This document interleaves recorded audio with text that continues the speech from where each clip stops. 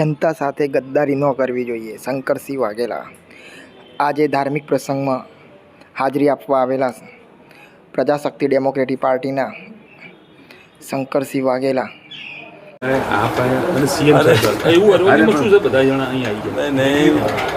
લગભગ મહિના પહેલાં અમારા ભરતભાઈ બહુ જૂના માલપુરના મોડાસામાં રહે અને મારો વર્ષોથી એમનો કોન્ટેક્ટ સંપર્ક મને કે મારા ત્યાં ધાર્મિક પ્રોગ્રામ છે ને તમે આવો તો સારું. 14મી તારીખનો એમનો આગ્રહ હતો પણ 14મી હું કડી હતો એટલે નહીં આવી શક્યો.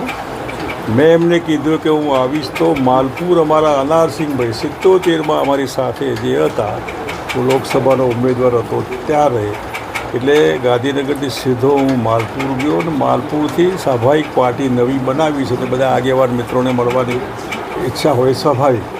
એટલા માટે મોડાસાના સર્કિટ હાઉસમાં આ મિલન છે.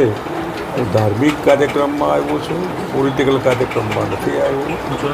અનારસિંહભાઈમાં સામાજિક કહેવાય, વર્ષોના 50 વર્ષના જૂના સંબંધ હતા એટલે રાહુલ ગાંધી આવે એ સ્વાભાવિક છે. એમને પાર્ટીનું જે કંઈ હમણાં હાથમાં લીધું છે એટલે એમાં કોઈ કનેક્શન કંઈ છે નહીં એવું. બાપુ, આપની અલગ એક પાર્ટી છે, મહેન્દ્રસિંહ કોંગ્રેસમાં છે, તો આ બાબતે આપનું શું કહેવું? મેં બધી પાર્ટીઓના અનુભવ પછી મને લાગ્યું કે જાહેર જીવનમાં મતદારો, જનતા, પ્રજાને છેતરવી નહીં જોઈએ. તમે જેવા હોય એવા પાર્ટીમાં, બીજેપીમાં હોય તો એવા જ રહેવું જોઈએ, કોંગ્રેસમાં હોય તો એવા જ રહેવું જોઈએ. અંદર ગડબડ નહીં કરવી જોઈએ, અંદર વિધિન પાર્ટી જઈને બીજી પાર્ટીનો પ્રચાર નહીં કરવો જોઈએ. રાહુલ ગાંધી આજે કહેશે ને, કોંગ્રેસમાં હું હતો ત્યારથી કહેતો કે આ મેચ ફિક્સિંગ તમારું ચાલે. અને મેચ ફિક્સિંગના પુરાવા ઘણા બધા છે. અત્યારે કંઈ કહેવાનો એનો મતલબ નથી. અને એટલે મેં નવી પાર્ટી બનાવી. વિધિન પાર્ટી તમે જો ફૂટી ગયેલા હોય તો તમે પાર્ટી સાથે અને પબ્લિક સાથે ગદ્દારી કરો તો નીકળી જાઓ ને એમાંથી.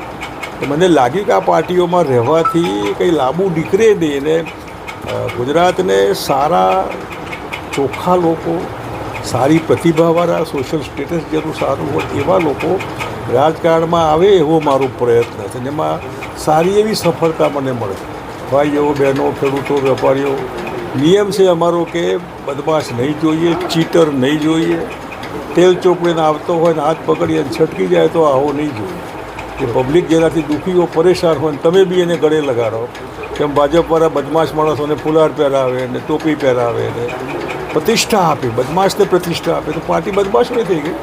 અને એટલા માટે આ ક્રાઇટેરિયા રાખ્યો છે કે આવા લોકો હોય તો તે જ લેવાના, ખોટા નકામા લોકોને નહીં. બાપુ, આજે આપણા સુપુત્ર મહેન્દ્રસિંહ વાઘેલા પણ આજે કોંગ્રેસના કાર્યક્રમમાં હાજર હતા, તો એ મહેન્દ્રસિંહ બાપુ આપની પાર્ટીમાં?